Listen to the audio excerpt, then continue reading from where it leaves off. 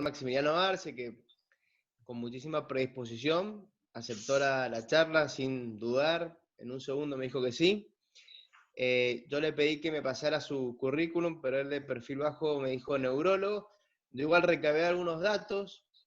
Maximiliano, bueno, se recibió en la Universidad Nacional de La Plata, tiene un fellow en movimientos anormales, también que lo hizo en la UBA, fue becario en electroneurofisiología clínica en la Fundación Neurológica de Buenos Aires, es miembro adjunto de la Sociedad Argentina de Neurología, miembro del grupo de movimientos anormales de la Sociedad Neurológica Argentina, es miembro titular de la Asociación Mendocina de Neurología Clínica, hoy se desempeña como jefe de servicio de neurología del Hospital Español, y bueno, los que los conocemos y hemos trabajado con él en el Hospital Carlos Pereira, la verdad que es un gusto, porque es un neurólogo que escucha, trabaja en interdisciplinas, y lo cual no es fácil encontrar. Y bueno, hoy nos va a hablar sobre el compromiso neurológico en pacientes afectados por SARS-CoV-2, que bueno, con lo que he mencionado de él y lo que lo conocemos, sabemos que va a estar interesante. Así que, Maxi, gracias, todo tuyo. Bueno, Andrés, muchas gracias. La verdad que no sabía lo del currículum. Soy neurólogo. Es todo lo que hago, neurología. Bueno, nuevamente muchas gracias y muchas gracias a todos por estar presente un día sábado a la mañana, que está lindo para dormir, para descansar. En realidad, muchas gracias. Bueno, vamos a empezar entonces. Eh, Voy a hablar sobre lo que hay descrito acerca de los pacientes afectados por este virus SARS-CoV-2 y la relación con las enfermedades neurológicas, las probables o las posibles etiopatogenias, fisiopatología, ¿sí? Respecto a cada una de las manifestaciones. Sabemos que existen 6 tipos de coronavirus que infectan al ser humano, los alfa, los beta coronavirus. Los más conocidos son los que generaron la pandemia en el 2002, que es el SARS-CoV-2, y el MERS-CoV, que es el que ha provocado el síndrome respiratorio en Medio Oriente en el 2012. Estos 2 virus son los que producen más compromiso en forma general y neurológica, y hoy en día nos toca atravesar una pandemia por afectación de un beta coronavirus denominado SARS-CoV-2. Hay descripciones acerca de las manifestaciones neurológicas encontradas en los pacientes afectados por estos coronavirus, no SARS-CoV-2, y como pueden ver en el listado, hay variadas manifestaciones neurológicas, como meningitis, anosmia, encefalitis, la encefalomielitis diseminada aguda, la encefalitis de tronco, síndrome de Guillain-Barré, las miopatías o miositis, la encefalopatía necrotizante. Hay una serie española de la descripción de las complicaciones neurológicas por el SARS-CoV, que encontraron polineuropatía, miopatía, cefalea, mareo, anosmia, ¿sí? Crisis convulsiva, síndrome de fatiga crónica, también meningitis y encefalitis. Los alfa coronavirus o los otros coronavirus producen infecciones respiratorias leves, pero también hay descripción acerca de compromiso neurológico severo. Los coronavirus no solamente están implicados en comprometer el sistema nervioso en forma aguda con las patologías que se describen a continuación, sino que también están implicados como hipótesis en la etiología de distintas enfermedades neurológicas, como esclerosis múltiple, enfermedad de Parkinson, la neuritis óptica, entre otras. Las hipótesis que hay acerca de esto es que la infección por esos coronavirus que dan síntomas leves y que prácticamente son asintomáticos, estimulan el sistema inmune y desencadenan, en el caso de la esclerosis múltiple, esta reactivación autoinmune con las características de la esclerosis múltiple. Respecto a la enfermedad de Parkinson, que después lo voy a describir, estos virus actuarían como alterarían proteínas estructurales intraneuronales y las convertirían en prión. Entonces, por el mecanismo que infecta las partículas priónicas, desencadenarían el proceso neurodegenerativo visto. Son hipótesis que son hipótesis a partir de modelos animales que han podido reproducir las enfermedades con la infección por estos virus. Las complicaciones están dadas por la capacidad que tienen estos virus, ¿sí? Tienen que cumplir 3 criterios: tienen que invadir el sistema nervioso, tienen que invadir las neuronas y las células de la glía y generar una patología. Por lo tanto, las características que deben cumplir es que sean neuroinvasivos, que tengan neurotropismo y que por el efecto de las dos generen neurovirulencia, que no todos lo producen y siempre. Sabemos que el SARS-CoV, la enfermedad que produce es el SARS, el síndrome respiratorio agudo severo, el MERS-CoV produce el síndrome respiratorio de Medio Oriente, y el SARS-CoV-2 es el que da origen a la enfermedad por coronavirus. En cuanto a las manifestaciones clínicas generales, bueno, todas las conocemos porque nos invaden en forma permanente con los criterios de caso sospechoso, de caso probable y cómo se llega a la confirmación. No me voy a explayar mucho, el Ministerio de Salud ha establecido cuáles son los criterios de caso sospechoso, probable y cómo se confirma ese caso sospechoso y probable, y en el Hospital Español se ha hecho se han tomado esas guías para hacer las guías que aplicamos en el hospital. Rápidamente, el caso sospechoso es la presencia de fiebre y tiene que aparecer otro síntoma respiratorio: tos, odinofagia, dificultad respiratoria, y un síntoma neurológico que se ha agregado recientemente es la anosmia y el trastorno del gusto y ageusia.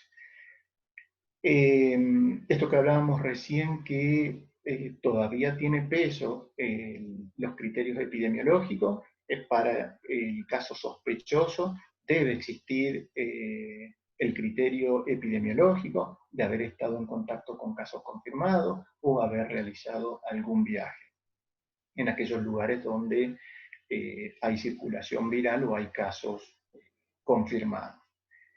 Otro de los casos sospechosos es aquel paciente que no tiene esta sintomatología, pero debuta con insuficiencia respiratoria aguda y grave, y que no es posible determinar la etiología por los gérmenes o por otras causas ya conocidas. Todo personal de salud que tenga contacto directo con un caso sospechoso o caso confirmado también entra en los criterios de caso sospechoso.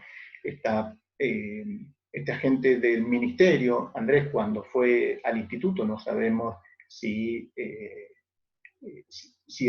fue al geriátrico a hacer un relevamiento independientemente de del contacto que haya tenido, ha estado en una institución donde hay casos sospechosos, por lo tanto ella también estaría incluida, porque es un agente de salud que toma contacto, en este caso en un lugar con casos sospechosos.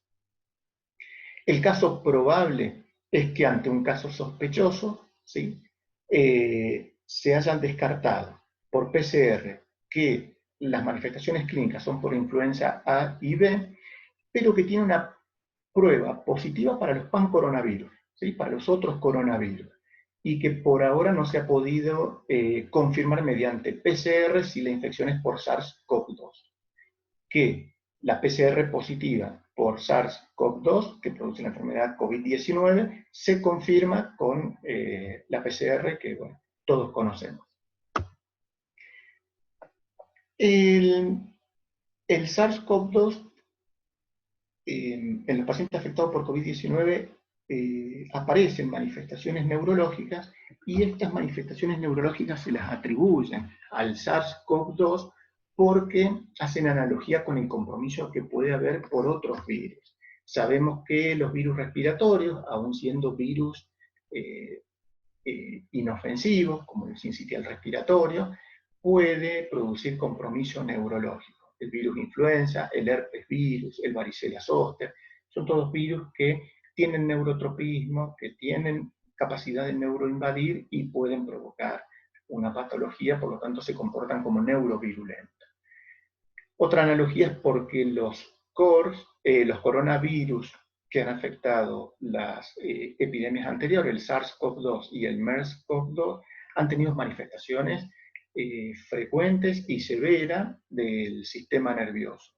Y porque hay modelos animales que han inducido patologías neurológicas por infección por coronavirus. Y en esta pandemia, porque pacientes que tienen la enfermedad COVID tienen manifestaciones neurológicas, algunas manifestaciones leves y otras manifestaciones severas. Esas son las hipótesis por las que se cree que el SARS-CoV-2 puede producir enfermedades o puede tener manifestaciones neurológicas en los pacientes afectados por COVID. Otra de las características que tiene el virus, que lo comparte con el SARS-CoV-2, es su trofismo o su capacidad de unirse al receptor para que se produzca la fusión y el ingreso a la célula y su posterior replicación. Ese receptor es el de la enzima convertidora de angiotensina 2, que todos lo conocemos, que es una descripción que está en todas las patologías por la alta distribución que tiene en todas las células del organismo. Particularmente en el sistema nervioso, las neuronas no tienen este receptor, pero sí lo tiene el endotelio vascular y las células del estroma del epitelio olfatorio. Hay estudios los estudios con microsatélites han establecido que también la han encontrado también en la corteza cerebral, en los ganglios de la base y en el hipotálamo, pero por ahora no podemos determinar fehacientemente si existen en estas regiones estos receptores para que el virus pueda penetrar. La forma en que el virus ingresa al sistema nervioso se establecieron 4 vías. Si yo toco esto, ahí se ve en la pantalla, si yo toco esto, sí, ¿no? Ah, bien. Las 4 vías por las que ingresa el virus al sistema nervioso, una es a través de los nervios en forma retrógrada, ¿sí? Principalmente del epitelio olfatorio, porque las células del estroma tienen receptores para que el virus se pueda fusionar. En forma retrógrada por el primer par, que es el olfatorio, ingresaría al sistema nervioso. También se cree que desde el sistema respiratorio y el sistema digestivo, a través del nervio vago, que es el cardio-neumo-gastroentérico. También es una hipótesis por la cual el virus podría ingresar al sistema nervioso. Por otro lado, las células sanguíneas pueden transportar el virus y al tener receptores en el endotelio vascular del sistema nervioso, permitiría su ingreso. Todo el fenómeno inflamatorio con la liberación de citoquinas permitiría un incremento en los espacios intercelulares endoteliales y también el virus podría ingresar por esa vía. Y por otro lado, que todavía no está bien establecido, la transmisión interneuronal. ¿Sí? Esos serían los mecanismos por el cual en este caso el SARS-CoV-2 tiene neurotropismo y ejerce la neuroinvasividad y neurovirulencia. Acá podemos ver que el virus y las vías de ingreso puede ser a través del bulbo olfatorio, a través de la vía respiratoria por el nervio vago, transportado por la célula sanguínea y una vez que ingresa a la célula, cuál sería su mecanismo de replicación y de amplificación. Los síntomas, como todos conocemos, son variados, ¿sí? Tos, fiebre, odinofagia, que forman parte de los criterios centrales de casos sospechosos, pero también existen otros síntomas inespecíficos como cefalea, mialgia, astenia, que también están presentes. Y últimamente últimamente. En el tiempo que lleva la pandemia no es tan último, son 5 meses, 5 meses, por lo tanto no es tan reciente, 3 meses. El último síntoma que se ha agregado es la anosmia, los trastornos del olfato, con anosmia, hiposmia, y los trastornos del gusto. Sabemos que el COVID o la COVID se desencadena el síndrome de tormenta de citoquina, es un síndrome en donde hay un estado hiperinflamatorio, en donde se produce la citocinemia. Esto es un cuadro que se presenta en los pacientes afectados por sepsis, y los síntomas cardinales, la presencia de fiebre, las citopenias y la hiperferritinemia, que forma parte de, es secundario a la citopenia. El síndrome de tormenta de citoquina está implicado en manifestaciones neurológicas, que ahora las vamos a ver, por eso hago la descripción. Respecto a las manifestaciones neurológicas, tenemos, hay hay 3 series grandes, la de Mao, que son 220 pacientes, la de Wuhan, que son 1.100 pacientes, y otras entre 12 hospitales europeos. En esta serie de Mao, sobre las manifestaciones neurológicas, han encontrado que, sino que los pacientes de estas series han tenido compromiso del sistema nervioso central periférico y del sistema musculoesquelético. Entre el compromiso del sistema nervioso central, síntomas inespecíficos como mareos, cefaleas, inestabilidad, cuadros neurológicos específicos como ACV, isquémico, hemorrágico, como la hemorragia intraparenquimatosa espontánea, y la presencia de trombosis venosa. Otro de los síntomas inespecíficos es el trastorno de conciencia, dado por el síndrome confusional. Entre el compromiso del sistema nervioso periférico, en esta serie solo hacen descripción a la anosmia, hiposmia y los trastornos del gusto, que es la disgeusia. Y con respecto al compromiso del músculo esquelético, han encontrado, hay descripción de la miopatía por incremento de la CPK. No se han estudiado no se han descrito bien fisiopatológicamente cuáles podrían ser las hipótesis relacionadas a las manifestaciones, pero en esta serie han encontrado estas manifestaciones. Hay otra serie más grande, que es la de Wuhan, de 1.100 pacientes. En estos describen a la cefalea y a la mialgia como entre los síntomas neurológicos. La cefalea no está tipificada, en realidad es un síntoma que se toma y no se ha analizado si los pacientes tenían previamente cefalea, las características de la cefalea reinante al momento del diagnóstico. Por lo tanto, no podemos, al momento actual no podemos establecer si tiene alguna característica particular la cefalea relacionada al COVID.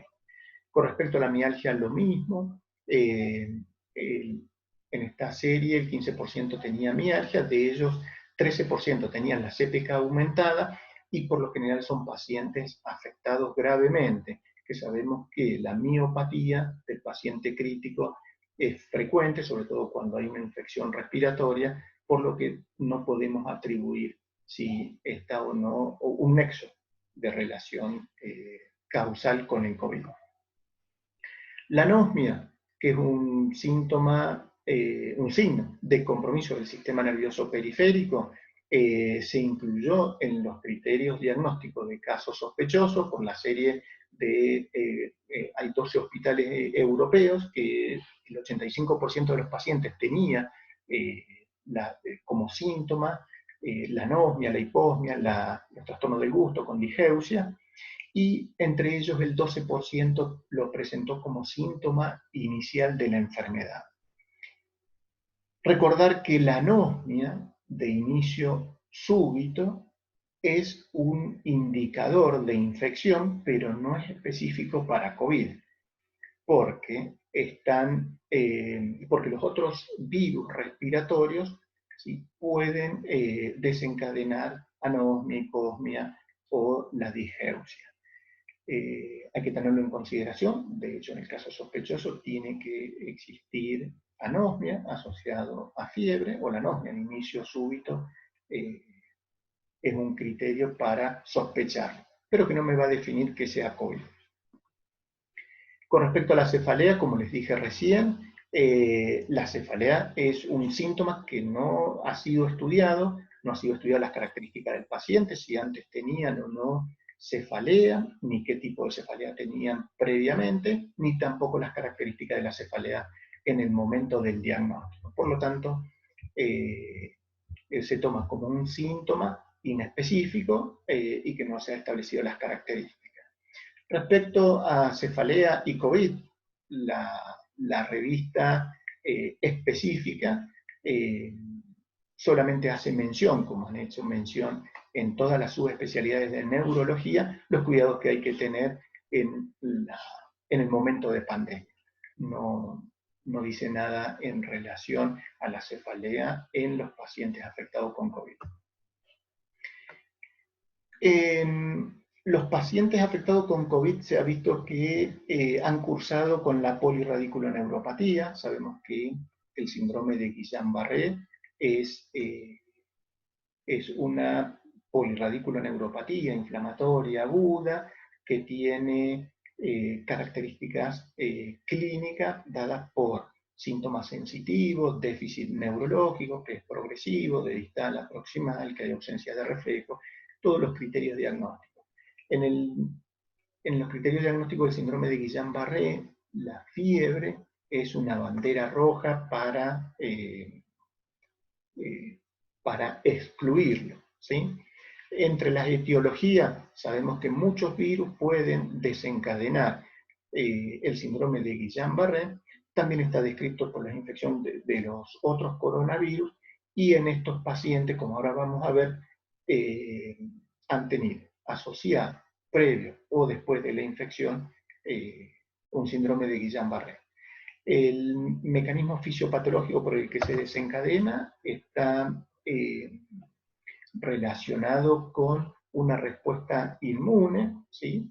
Que esta respuesta inmune mediada por anticuerpos contra componente del axón o de la mielina o de los nódulos de Ramberg.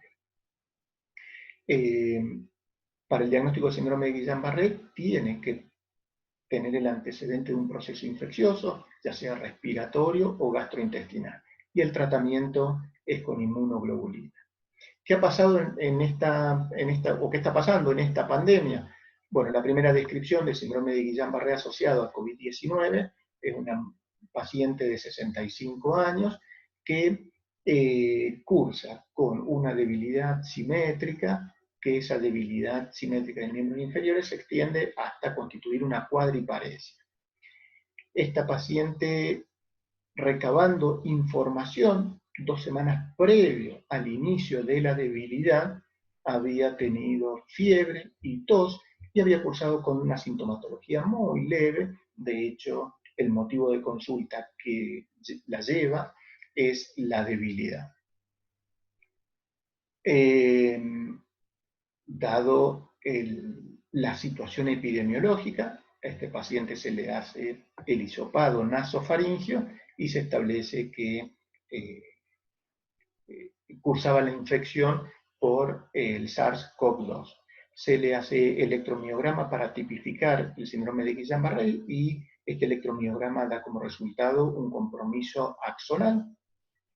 Como había dado COVID positivo, se le hace la tomografía de tórax, y en la tomografía de tórax aparecen las consolidaciones bilaterales asociadas a derrame pleural. Teniendo en cuenta el síndrome de Guillain-Barré y el mecanismo por el que se produce, se inicia tratamiento con inmunoglobulina y la paciente mejora, en realidad se mejoró completamente.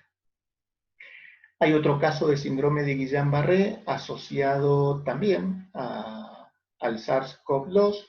Este paciente tiene síntomas sensitivos, después agrega debilidad, y él tiene 10 días previo también, un proceso inespecífico dado por fiebre y tos, un compromiso respiratorio leve y que lo lleva a la consulta estas manifestaciones neurológicas. Como había tenido diarrea previamente, entonces la asociación que se hacía de la fiebre estaba en relación a esto. Se inicia tratamiento con inmunoglobulina y el paciente tiene una buena respuesta. Se hace todo el triage para COVID, da positivo, y también en la tomografía aparecen opacidades bilateral pulmonar. Vemos cómo en estos dos pacientes los síntomas neurológicos fueron, los síntomas y los signos neurológicos fueron el motivo que llevaron a la consulta. Teniendo en cuenta la situación epidemiológica, se hace el hisopado para COVID que da positivo, y recabando información, los síntomas asociados al COVID habían empezado unos días previos, en un paciente 10 días y en la otra paciente 2 semanas antes. Pacientes afectados por COVID también han tenido otras manifestaciones, ¿sí? Otras variantes del síndrome de Guillain-Barré, como el síndrome de Miller-Fisher y la polineuritis craneal, que es un síndrome ahí intermedio entre Guillain-Barré y el Miller-Fisher. Uno es un paciente de 50 años que tenía anosmia, ageusia, la oftalmoparesia internuclear, parálisis oculomotora, ataxia y arreflexia, que son los signos que dan origen al síndrome de Miller-Fisher. Se le hace punción lumbar, se determina los anticuerpos específicos para Miller-Fisher, los cuales fueron positivos. Este paciente, antes de empezar con la sintomatología relacionada al síndrome de Miller-Fisher, había presentado fiebre, tos, dolor lumbar y malestar general. Se le hace el hisopado, da positivo, se inicia tratamiento con inmunoglobulina y el paciente se recupera en forma completa. El otro paciente que había presentado una polineuritis craneal, ¿sí? Era un masculino de 39 años que tenía solo disgeusia, no hacen referencia a la anosmia. Se le hace punción lumbar, se establece la disociación albuminocitológica y recabando información 3 días previos, había presentado diarrea, fiebre y mal estado general. También, teniendo en cuenta la situación epidemiológica reinante, se le hace el hisopado y se establece que esta polineuritis craneal estaba relacionada al COVID-19. Después está esta serie en donde describen 5 pacientes. Todos estos pacientes tuvieron las características del Guillain-Barré, uno incluso con un compromiso del nervio facial en forma bilateral. Todos estaba precedido por fiebre, ¿sí? Por alteración, fiebre y tos, y 3 de ellos tenían trastorno del gusto. Estos pacientes, esta fue la sintomatología que lleva a la consulta, pero días previos todos habían tenido sintomatología de vía respiratoria asociada a fiebre. Respondieron muy bien a la inmunoglobulina. Después se plantea si realmente el síndrome de Guillain-Barré es casualidad o coincidencia, que actualmente no sabemos bien, y este artículo toma en consideración este paciente que sufre Guillain-Barré, pero 7 días después desarrolló fiebre, ¿sí? Y se agregan los síntomas respiratorios, se le hace tomografía de tórax, aparece el infiltrado bilateral, se le hace el hisopado que había dado positivo. La particularidad que tenía este paciente, que había ido a Estados Unidos, tenía el antecedente de un viaje, había llegado de Wuhan unos días previos, y habían familiares asociados familiares con COVID-19 positivo. Se cree que este paciente, o la hipótesis es que este paciente había estado con una infección silente que hace un estímulo del sistema inmune y desencadena el síndrome de Guillain-Barré. Pero en el transcurso desarrolla los otros síntomas asociados al COVID-19, que es la fiebre y los síntomas respiratorios.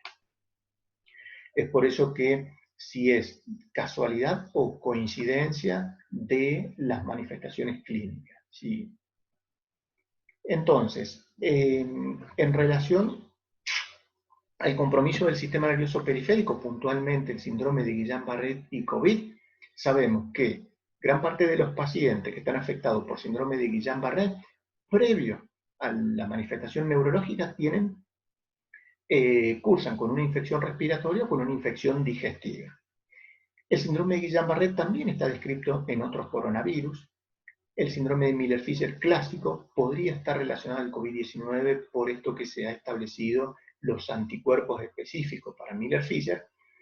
La polineuritis craneal, que es un estado intermedio, ¿sí?, entre el síndrome de Guillain-Barré y el Miller-Fisher, podría estar relacionado con el COVID, pero aún no es posible poder establecer qué tipo de patrón puede estar dando el COVID-19. ¿Sí? Sí sabemos que las manifestaciones se dan por un fenómeno parainfeccioso, inmunomediado, que hay por mimetismo molecular, estimula el sistema inmune para la formación de anticuerpos. Se debe considerar en un paciente afectado por COVID que el síndrome de Guillain-Barré está ocasionado por el COVID-19, pero para eso necesitamos estudios más extensos. Con respecto al compromiso del sistema nervioso periférico, tenemos que tener en cuenta la situación epidemiológica. Nosotros a principios de abril, en el hospital, que todavía habían 1 o 2 casos, tuvimos una paciente con síndrome de Guillain-Barré, pero que no cumplía criterios diagnósticos, no cumplía criterios diagnósticos clínicos y tampoco cumplía criterios diagnósticos epidemiológicos. Si bien está descrito con el COVID-19, la conducta no fue tomarla como caso sospechoso COVID. Al paciente se lo estudió y se lo trató, se fue de alta, bien, y ese paciente no estuvo, la causa no había sido el COVID-19, sino que ella relata algo así muy superficial, 2 semanas previas de tos, sin fiebre. Así que no se tomó ninguna conducta en particular con esta paciente. Con respecto a las miopatías, que también están afectadas por los pacientes con COVID-19, sabemos que el músculo tiene receptores de enzima convertidora, que es con quien se fusiona la proteína S del SARS-CoV-2, por lo tanto puede ingresar al músculo. También se sabe que la estimulación de esta enzima produce cambios en el músculo esquelético y que los estudios en los pacientes con COVID-19 han podido determinar la presencia de necrosis y atrofia, ¿sí?, pero no han podido detectar el virus en el músculo. Por lo tanto, para establecer una relación entre el proceso miopático, la miopatía reinante en un paciente afectado por COVID-19, es necesario, hace falta más estudios porque todavía no se ha podido establecer. Algo que tenemos que tener en cuenta que por lo general los pacientes que tienen una miopatía son pacientes críticos y la miopatía del paciente crítico es por las citocinas inflamatorias que están en el proceso, que están en estos pacientes críticos. Por lo tanto, la relación entre miopatía y COVID-19 todavía no se puede establecer. Con respecto a meningitis y encefalitis, este es un caso que en donde se ha podido establecer una relación causa y efecto. Es una paciente de 24 años que empieza con cefalea, fiebre y una astenia. Al día 9 sufre una crisis generalizada tónico-clónica asociada a trastorno de conciencia.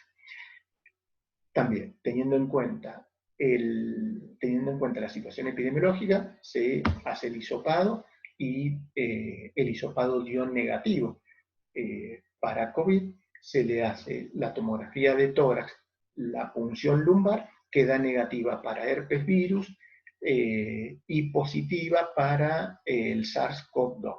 Este es un caso en donde se ha podido confirmar la presencia del SARS-CoV-2 y se ha podido relacionar con la sintomatología que tenía la paciente, con el cuadro neurológico, que es una encefalitis.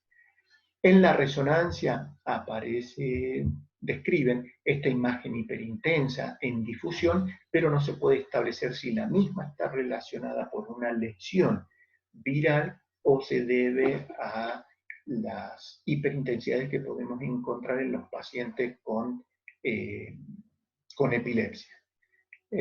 Hace sospechar de que está en relación con el COVID porque es una lesión que se encuentra en el lóbulo temporal medial y una de las puertas de entrada del COVID puede ser a través del nervio olfatorio y por lo tanto su llegada a esta región del lóbulo temporal hace pensar que tenga esa relación. Si bien la encefalitis, que es la presencia de fiebre, cefalea, alteración de la conciencia y crisis epiléptica, puede estar causada por muchos virus, teniendo en cuenta la situación epidemiológica, ¿sí?, y el contexto clínico, hay que incluirlo al SARS-CoV-2 entre los diagnósticos diferenciales. Este es un caso en donde se pudo aislar o se pudo determinar la presencia del virus en un paciente afectado por encefalitis, en cuyo estudio de líquido cefalorraquídeo las PCR para los virus que producen encefalitis fueron negativas. En relación a la encefalopatía es una disfunción transitoria caracterizada por el síndrome confusional que está presente frente a muchas patologías que tienen una manifestación sistémica. En los pacientes con COVID se ha encontrado en el 15% de los pacientes afectados con una afectación grave, y en los pacientes con un compromiso leve también se ha visto en menor proporción, y estos pacientes eran añosos.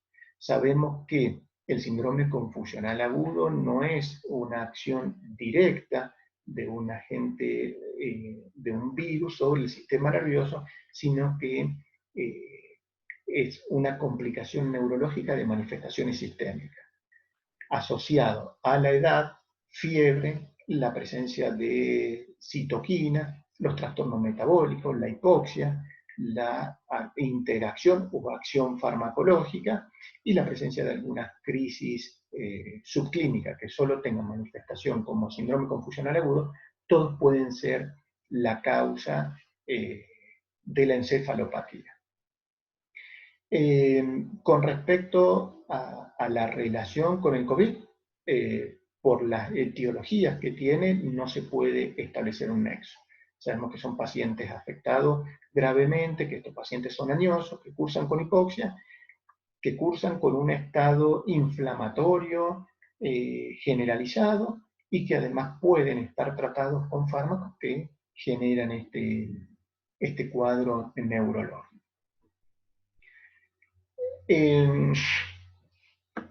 Otra de las descripciones con los pacientes afectados por COVID-19 es la mielitis aguda. En este caso es una paciente de 66 años que cursó con una paraplegia flácida con un nivel sensitivo y alteración esfinteriana, dado por incontinencia.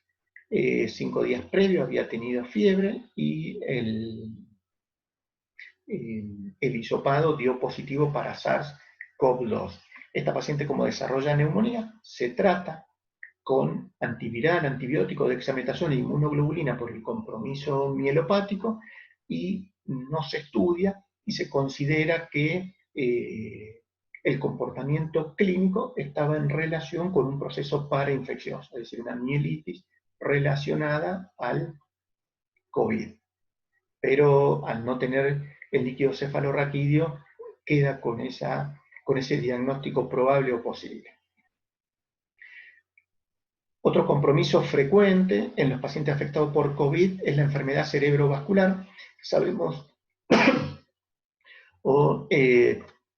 vimos que los pacientes, se vio que los pacientes afectados con accidente cerebrovascular eran pacientes de edad avanzada, que tenían comorbilidades, es decir, otros factores de riesgo para enfermedad vascular, como hipertensión, diabetes, enfermedad coronaria, antecedentes de otro evento cerebrovascular, y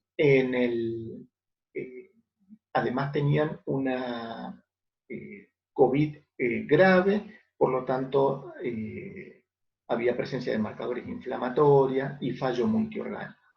Estos pacientes que sufrieron ACV tenían una alta tasa de mortalidad, y el tipo de ACV que apareció fue muy variado, isquémico, hemorrágico y una trombosis venosa.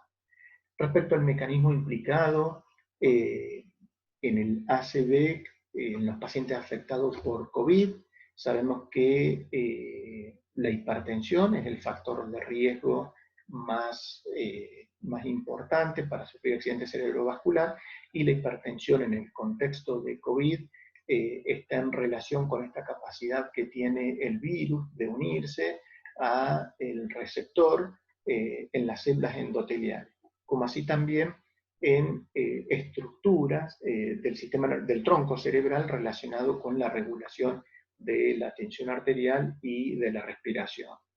Otro fenómeno que podría llevar a sufrir estos pacientes accidente cerebrovascular son todos los cambios que se producen en relación a la tormenta de citoquina, la presencia también de las citopenias y las alteraciones en la coagulación.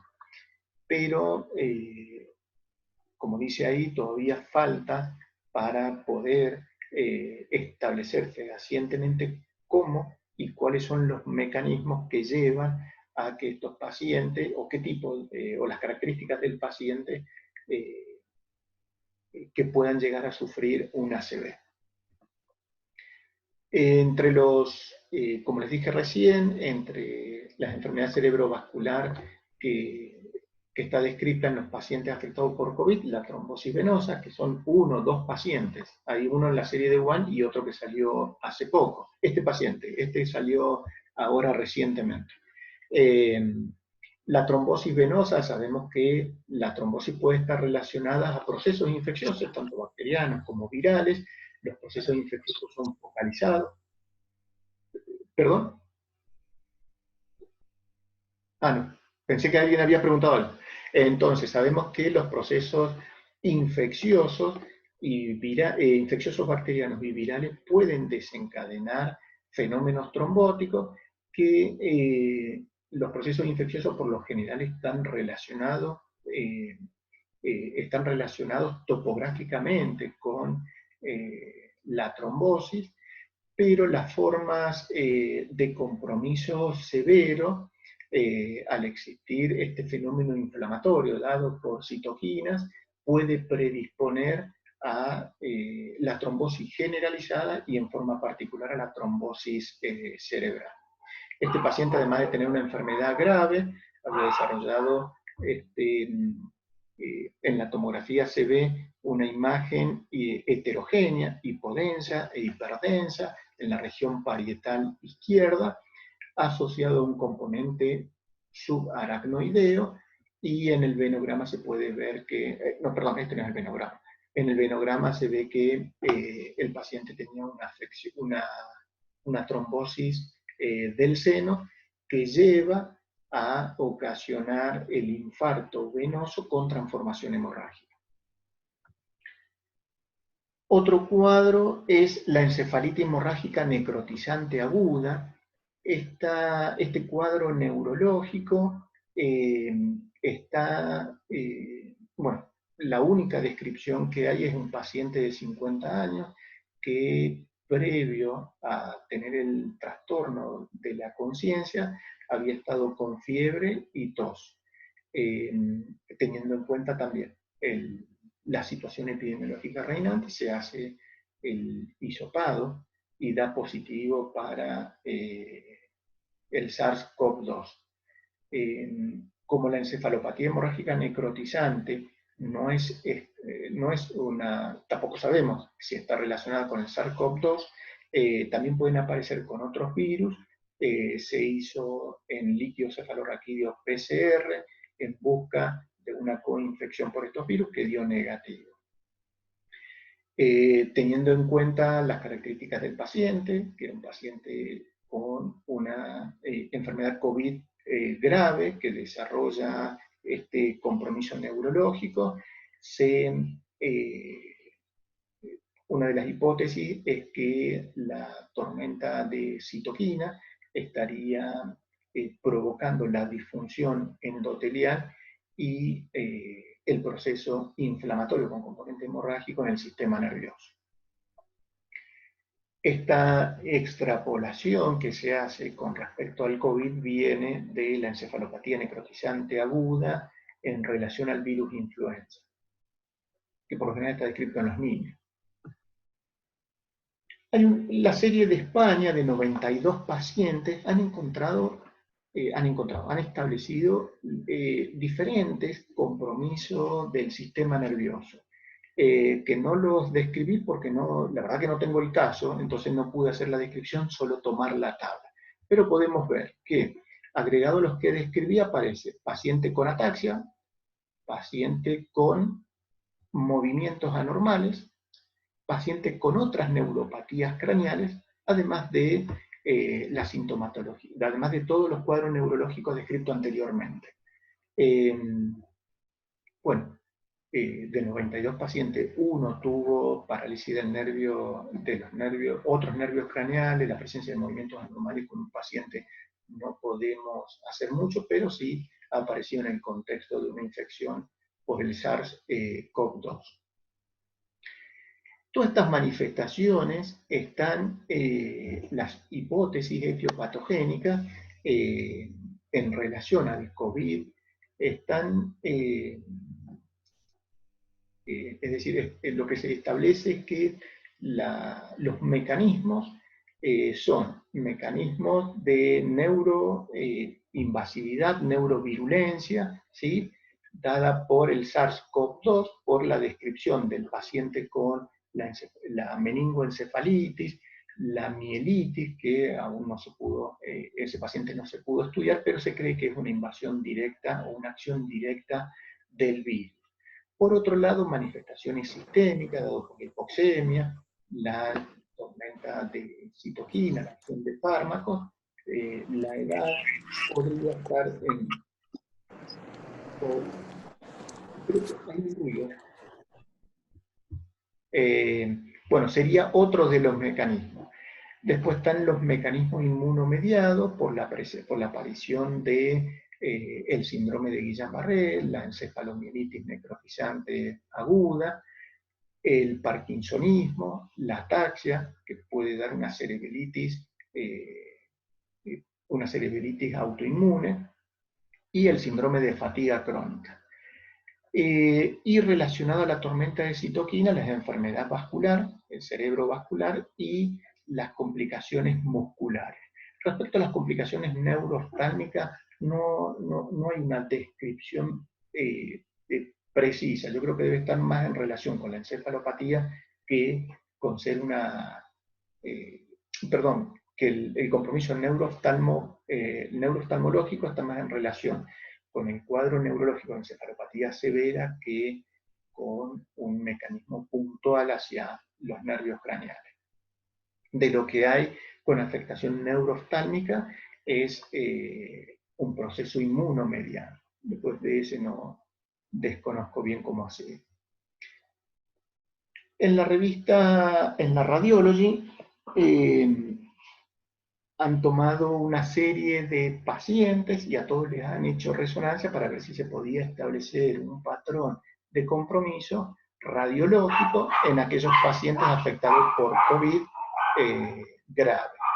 En realidad, puse uno solo en forma representativa. Este es un paciente de 48 años que ingresa con fiebre, anosmia y hace el distrés respiratorio, por lo que requiere asistencia respiratoria mecánica. Se le hace la resonancia y lo único que se pudo establecer, lo único que se pudo establecer es, mediante la difusión, es la hiperintensidad cortical bilateral, ¿sí?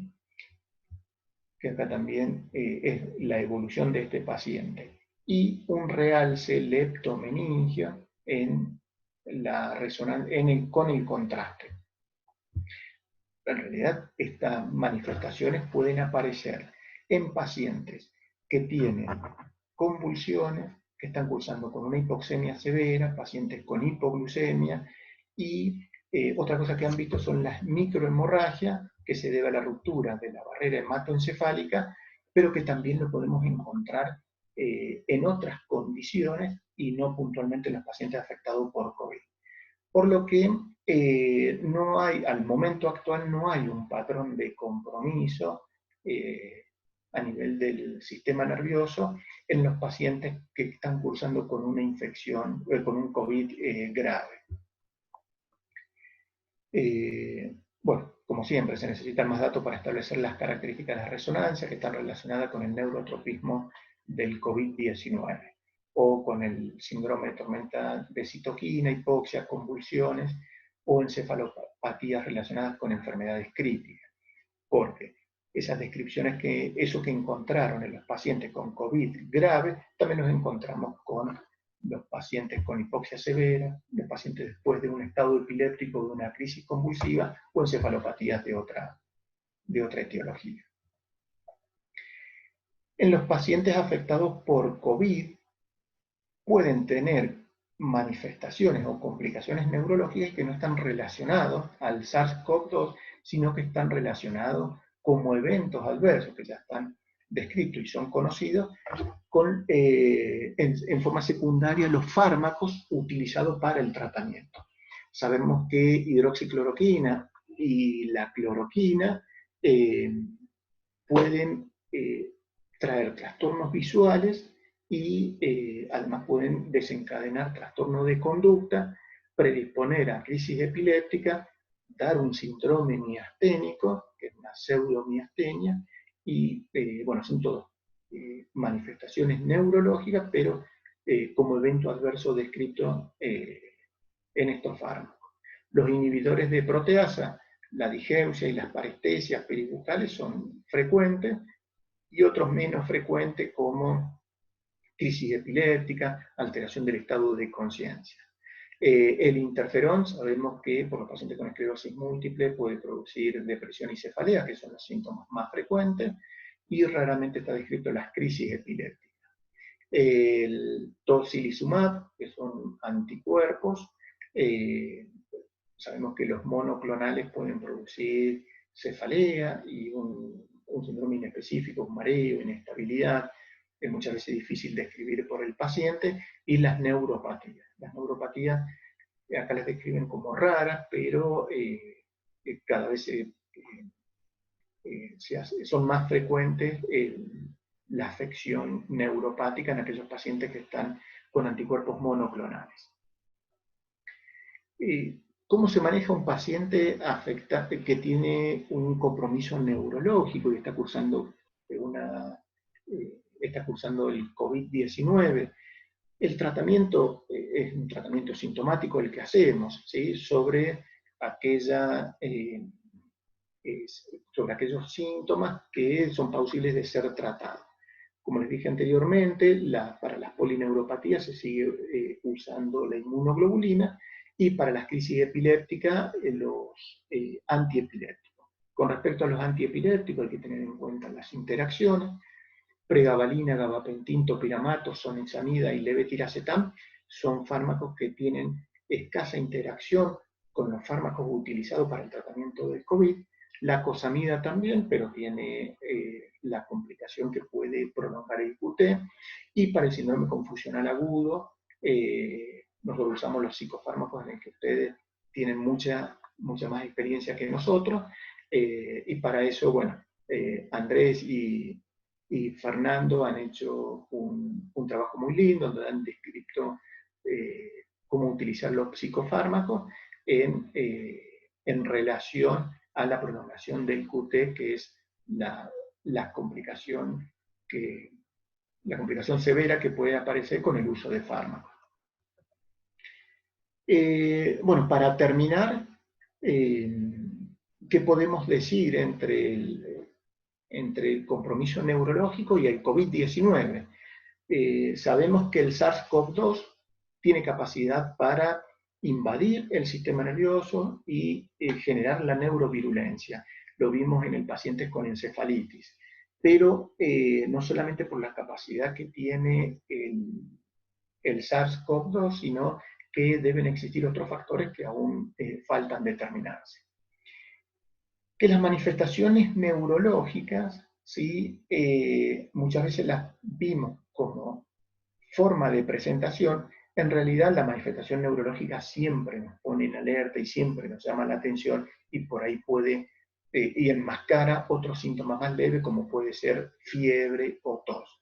Por lo tanto, en estos pacientes no se han presentado con manifestación neurológica como síntoma inicial del COVID-19, sino que han tenido síntomas de criterios diagnósticos como la fiebre y tos, pero como ha sido leve y cursado con buen estado general, no ha puesto en alerta al paciente. Entonces, como dice acá, que las complicaciones neurológicas pueden ser la manifestación clínica principal. La manifestación clínica no quiere decir que sea la causa, sino que lo que más llama la atención en el paciente.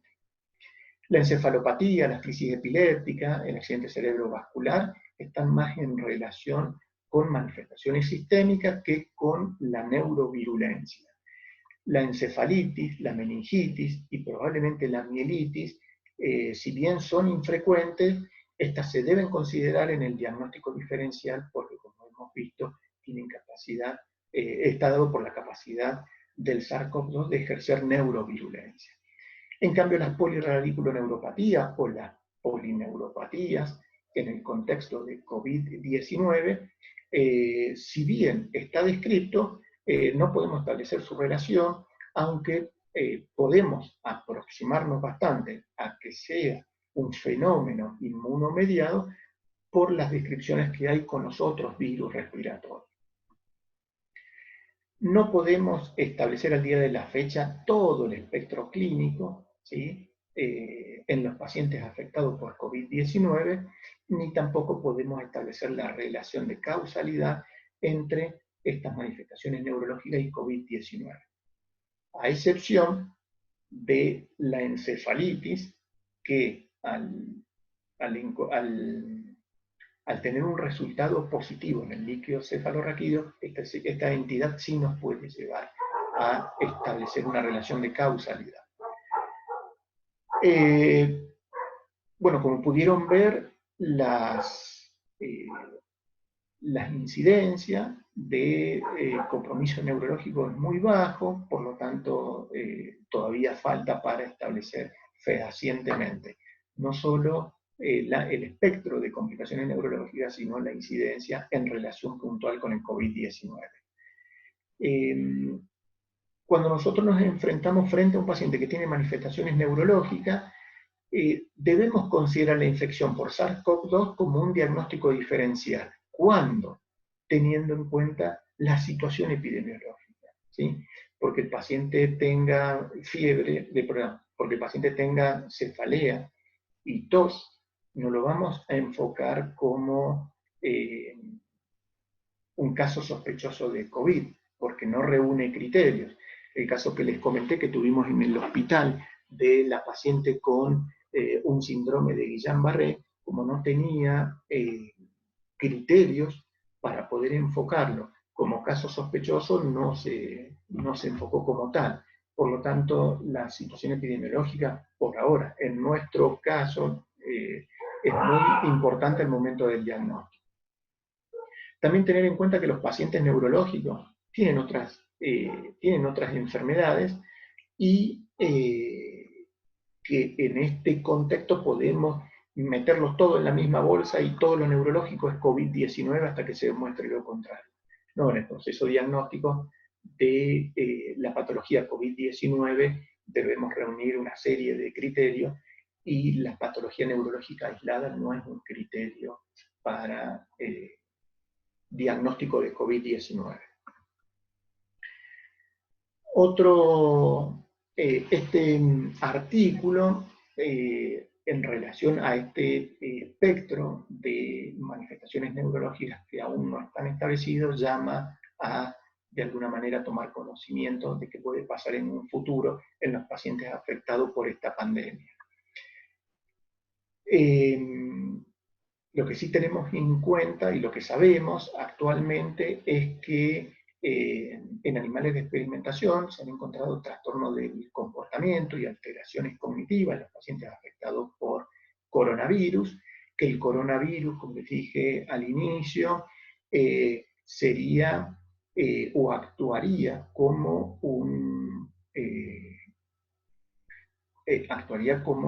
el desencadenante de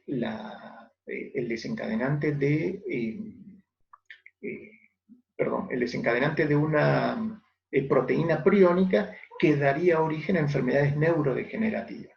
Esa es la hipótesis, una de las hipótesis que hay actualmente con respecto a la enfermedad de Parkinson. Se cree que un proceso infeccioso dio origen a un prión y este prión altera la alfa-sinucleína y desencadena el agregado anormal, lo que lleva a los cambios neuronales y al proceso degenerativo.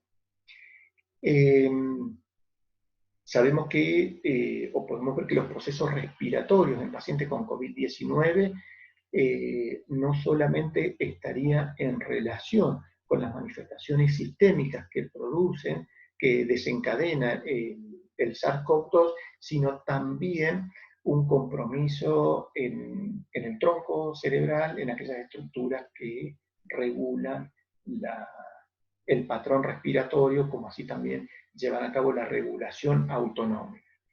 Y por otro lado, la esclerosis múltiple, o los modelos de esclerosis múltiple, se ha podido establecer un modelo de esclerosis múltiple a punto de partida de una infección viral por coronavirus. Para saber qué va a pasar en un futuro hace falta recabar información y muchos estudios para poder establecer qué va a pasar a largo plazo o a qué da origen esta infección viral. Si esa hipótesis que estableció el patólogo Brack sobre la enfermedad de Parkinson también se puede extrapolar a la infección por SARS-CoV-2. Eso todavía falta y quizás no sepamos nunca si realmente lo desencadena o no. Mariana Benderki está haciendo un registro de las manifestaciones neurológicas por el SARS-CoV-2. Todavía no hay datos, así que bueno, vamos a ver qué pasa en Argentina durante la pandemia y qué manifestaciones neurológicas encontramos en los pacientes, en los pacientes que nosotros vemos. Bueno, creo que nada más por ahora. Bueno, Maxi, muchísimas gracias, completísimo. La verdad que no me imaginé que podía generar tanto el SARS-CoV-2.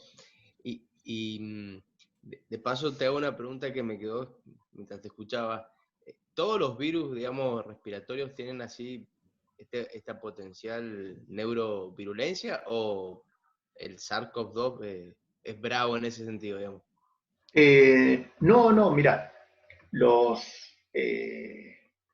alfa coronavirus y los beta, estos cursan con el 229, el LL63, HK1, bueno, todos esos no tienen esa neurovirulencia como lo puede llegar a tener el SARS-CoV y el MERS. Pero también la incidencia es mayor en estas infecciones que en las otras. El SARS comparte con el SARS-CoV-2 la unión al receptor, de esa manera se puede fusionar y se puede replicar y utilizar la maquinaria. Es el mismo mecanismo, con la diferencia de la potencialidad que tiene el SARS-CoV de unirse. Es 10 a 20 veces más potente que el SARS-CoV. ¿Alguien quiere preguntar? ¿Preguntas? Primero me voy a recibir del neurólogo, después me siento a tomar un café con él.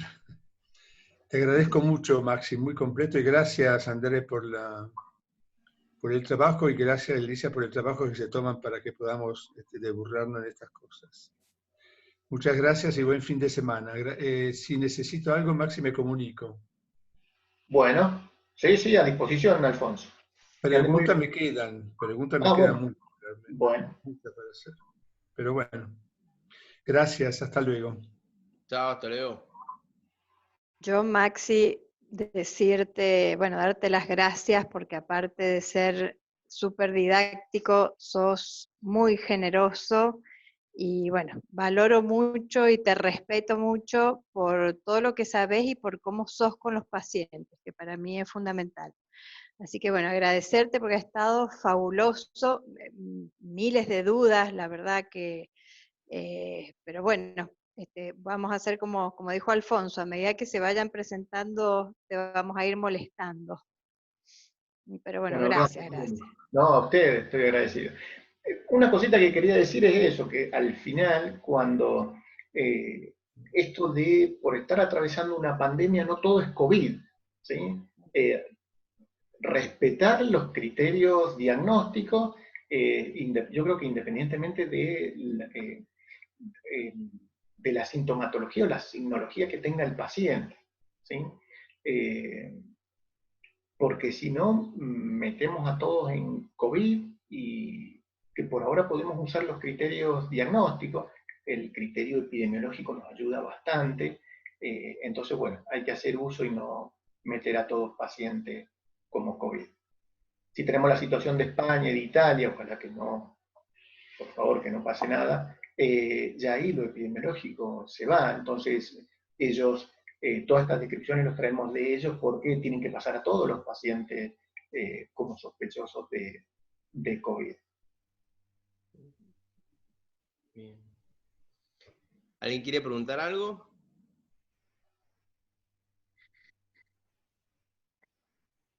Yo creo que quedamos un poco impactados. Sí. La verdad que este virus deja siempre sorpresitas. Pero, Maxi, yo te pregunto una cosa, así como salió, viste, que han empezado a aparecer más casos de este símil Kawasaki, ¿no hay reportes que ya a esta altura dan más casos de esclerosis múltiple? Todavía no hay nada de eso. No. Eso de esclerosis múltiple es con un coronavirus, ¿sí? Es el OC43. Pero son hipótesis, lo mismo para enfermedad de Parkinson. Brack dice que la alfa-sinucleína, la sinucleína, se agrega anormalmente a punto de partida de transformarse en un fenómeno priónico, y que ese fenómeno priónico lo da una infección viral, ¿sí? Llamativamente, el SARS-CoV-2 da anosmia o hiposmia y también puede dar síntomas digestivos. Y sabemos que la enfermedad de Parkinson, mucho tiempo antes de las manifestaciones neurológicas, los pacientes cursan con hiposmia o anosmia y constipación. Entonces, Brack propone eso, que un virus da como el puntapié inicial para que se produzca, ¿no? De manera priónica la agregación anormal de alfa-sinucleína y va contagiando las otras neuronas en forma selectiva y que da origen a la enfermedad. Pero, hipótesis. Claro. ¿Y el mecanismo de la anosmia sería por la vía de ingreso que tiene ahí el virus al sistema nervioso central? Sí, la anosmia, en realidad las células del estroma, del epitelio olfatorio, son las que tienen el receptor y son las que, las células estromales del epitelio olfatorio son las que tienen el receptor de enzima convertidora de angiotensina y son las que se lesionan, ¿sí? Estos pacientes después recuperan, ¿sí?, esa disfunción olfatoria porque las células del estroma tienen capacidad de reproducirse. Pero es bastante, sí, 85%, ¿no? Bastante. Es muy alto, claro, se agrega a punto de partida de este estudio en 12 hospitales de Europa, en donde realmente la presencia del trastorno del olfato y del gusto es altísima. ¿Y son reversibles estas manifestaciones, digo? Son todas... Sí, la reversibilidad está dada por la capacidad del estroma de reproducirse. Se lesionan las células, sí, pero rápidamente se reproducen. Entonces en eso se basa que los pacientes recuperan el trastorno del olfato. Y la geusia también, digo. Secundario, uno da origen a otro. Ah, listo. Bien, claro. Okay. Bueno, ¿alguien quiere preguntar algo más? Bueno, Maxi. ¿Andrés? Ah, no, pensé que estaba hablando. Bueno, agradecerte muchísimo desde APSIM, tu colaboración, tu predisposición para estar un sábado con nosotros. Hemos estado casi 2 horas, así que muchísimas gracias y bueno, nos estaremos viendo pronto. Bueno, gracias a ustedes, un placer compartir con amigos esta charla, casi como de café. Dale. Oh, muy buena, muy completa. Bueno, sí, completísima. Espero que les haya Muy servido. buena, muy completa y clara por sobre todas las cosas. Yo que estaba hablando y viniendo con la gorda, igual creo que capté bastante. Bueno, me alegro. Muchas gracias. Cualquier duda, Me voy a ir a estudiar un par de cosas. Hay que repasar todo neuro. Todo. Hay que ir a repasar, hay que ir a buscar el libro. ¿Qué era el nervio? ¿Qué era el nervio? Guillem Barré, hay que ir. El Andrés decía, alguna pregunta así, empecemos por neurología primer año, digo. Bueno, pero es un incentivo. Aprovechémoslo si lo tenemos acá. Armemos un curso de introducción a la neurología. Vamos de nuevo, sí. Bueno, No, Maxi, muy bueno, quedan muy pendientes un asado y después que salgamos de todo esto, las juntadas pertinentes. ¿No? Totalmente. Bueno, gracias y aplausos. Gracias a ustedes. Gracias por estar. Maxi. A ustedes, es un placer. Muchas gracias. Como siempre. Que anden muy bien, buen fin de. Igual. Adiós. Chao, chicos. Chicos, Chao, chao.